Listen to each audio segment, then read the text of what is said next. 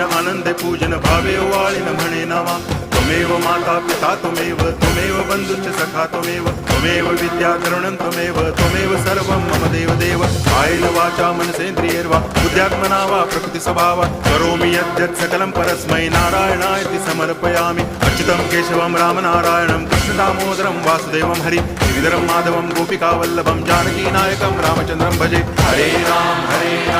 Ram Ram